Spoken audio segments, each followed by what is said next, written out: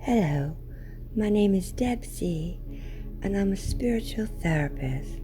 I spread knowledge, love, and ascension. Today I'm going to talk about shadow self, forgiveness, and pathways. Working with our unconscious mind to uncover the parts of ourselves that we repress and hide from ourselves. This can include trauma or parts of our personality that our subconscious considers undesirable. It is a practice of healing and self-growth.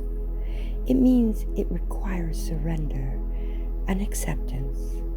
Instead of attacking everything, we need to go into this process with an attitude of compassion for ourselves and our experiences. The shadow self is the parts of ourselves that has been pushed down to the unconscious. The parts that we're insecure about, ashamed of, or frustrated with, and therefore we repress it. The concept of the shadow self is based on the notion that we bury those pieces of personality that we fear would not be welcomed or accepted or loved by others. Therefore, we keep them in the shadows. Our shadow selves are the versions of ourselves that we do not show society. Shadow work is the practice of loving what is and setting the shame and judgment free, so that we can truly be ourselves. Often the shadow self manifests by causing us to feel triggered by someone else's words or actions,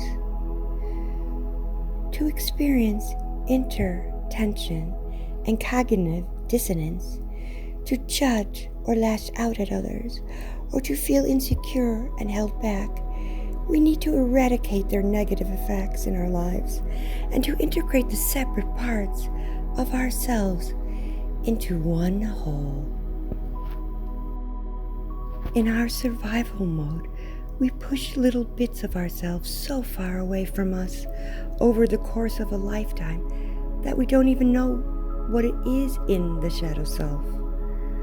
Shadow work is a form of psychoanalysis addressing the emotional baggage long buried in our shadow. Or it can allow us to form our commitments and relationships in life.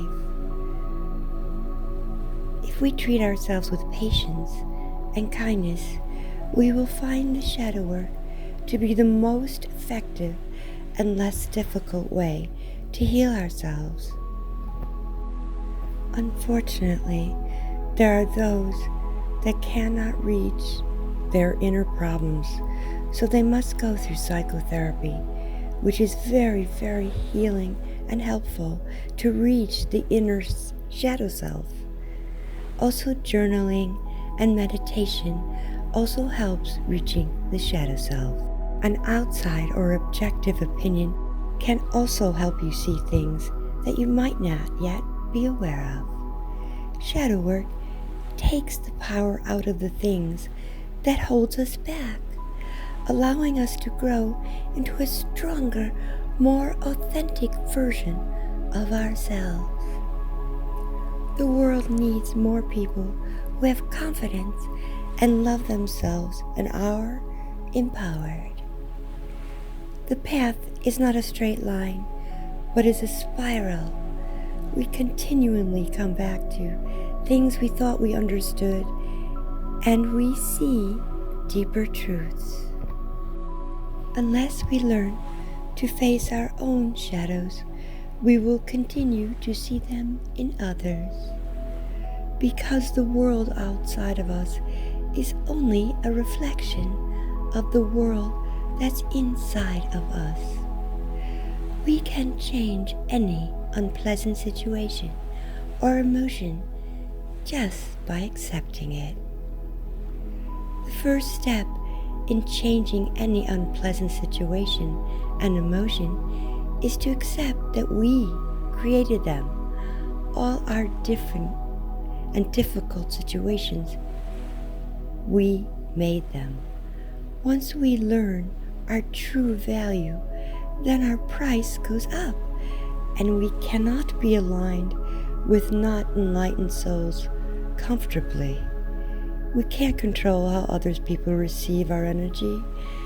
Anything we do or say gets filtered through the lens of a distorted mind, which is not about us. When we go to the next level, do not be surprised when every person preventing our progress is removed from our lives. People's reaction to us, holding them accountable, is not our burden to carry. It is not our job to detox toxic people. It is our job to detox the part of us that resonates with their toxicity. Learning how to balance our shadow self with love and light, it's the way to heal our journey. Having a beautiful soul doesn't mean you're pure and spotless. It means being able to constantly come back with a heart of love and compassion. Despite our imperfections as a human being, we are perfectly imperfect. Forgiveness is a conscious, deliberate decision to release feelings of resentment or vengeance toward a person or group who has harmed you. Regardless if they actually deserve your forgiveness, you need to forgive them. Forgiveness does not mean forgetting, nor does it mean condoning or excusing offenses. There are 3 types of forgiveness: exoneration, forbearance, and release. Forgiveness is not excusing their actions or permitting them to repeat their actions, forgetting what they did and saying that the relationship had to go back to what it was. It doesn't have to. It doesn't mean that their actions should be without consequences, if consequences are warranted. We don't have to forget what they did, but forgive them just the same.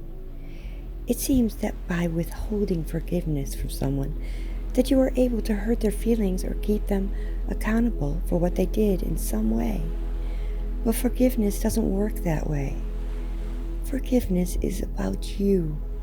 It's always been about you, and never about them. Unforgiveness can make us ill. It can lead to depression, anxiety, stress, and heart issues. Being unforgiving hurts the collective consciousness and the God divine. Remember, forgiveness is not saying what happened was okay. Forgiveness is not saying you accept the person who wronged you. Instead, forgiveness is choosing to accept what happened as it happened rather than what could or should have happened. Forgiveness can mean you let go. Forgiveness can mean you love from a distance. Forgiveness means you step into your present. We can intellectualize what forgiveness is, but the process takes time. When betrayal and miscommunication stops our ability to forgive, it's okay to feel these feelings. Feel the shock, feel the anger. Often it comes before forgiveness. We must first deal with the hurt feelings before moving into forgiveness. We know where this energy is needed in our lives. Forgiveness is a correction to human vision, an opportunity to see through the eyes of the soul. Rather than dwelling in the past, Forgiving someone is not for the person who did you wrong.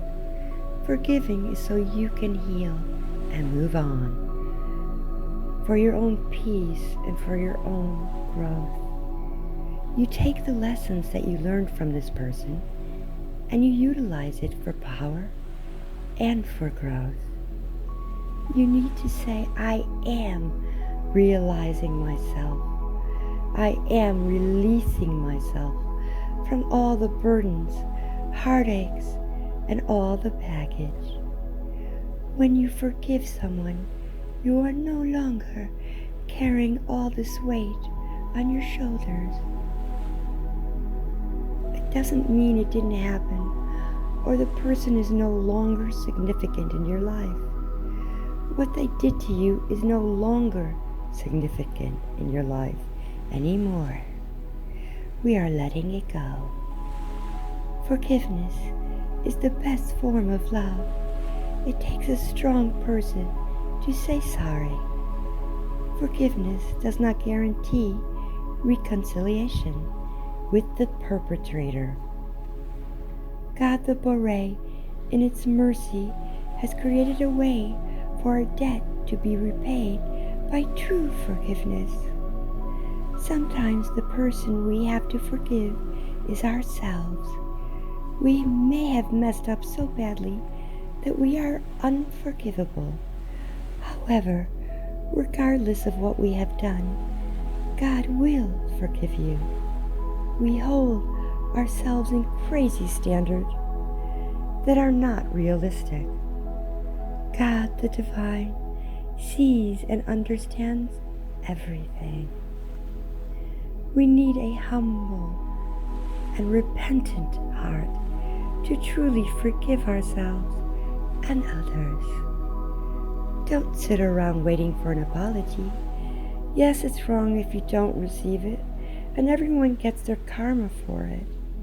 But if you truly forgive yourself for getting involved with a distorted person, then you are healed and you are free. To help with forgiveness, we need meditation, prayer, journaling, intense therapy, speaking about it out loud, and we need a mantra of constantly telling ourselves to forgive. Forgiveness helps by drawing boundaries for ourselves and figuring out what that boundary is. And finally, we need time. Time to heal and to love ourselves again. We must find our own pathways to anchoring the light and becoming the neutral point, to dispel the polarities and dualities that is keeping us asleep within this illusion. We must work on ourselves. Then we can help and heal the collective. Otherwise, we are adding more polarity to what is occurring in the external reality. There are two realities occurring on Earth. The third density reality is still stuck within the illusion. The fourth density reality that is shifting into unity consciousness. They coexist on the same planet at the same time. We must not get affected by external events. Always strive to do the inner work within ourselves to raise our consciousness and our happiness. This is the pathway of awakening, of self-awareness, of growth and transformation. It is up to us to find our own unique pathways. It is our jobs to take an active part in shifting the external and changing our pathways to awakening. Alignment is everything. Embrace where you are, because you are exactly where you need to be right now. Instead of repeating the same old habits, choose a new action and reality. Make different choices. Life will never be the same again. It will be more positive. Avoid making choices when you are too confused or in doubt. Keep working and aligning yourself from within and move your energies to a positive vibrational field. We don't all have to agree on our version of reality in order to coexist peacefully. We are all vibrating in a slightly different vibration. We will always be that way, so don't expect everyone to totally agree with you all the time.